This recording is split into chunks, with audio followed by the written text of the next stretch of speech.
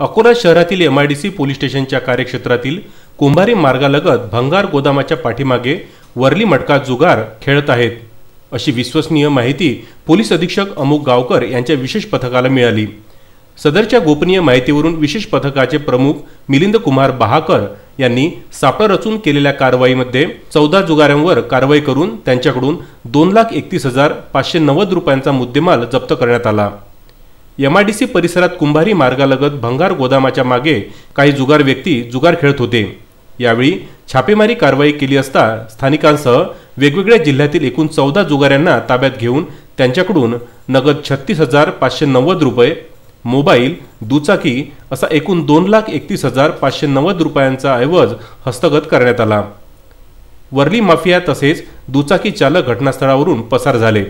या प्रकरणात MIDC police ठाण्यात गुन्हा नोंदवण्यात आला आहे। मूर्तिजापूर येथून बाळासाहेब गणोरकर यांचा हा वृत्तांत।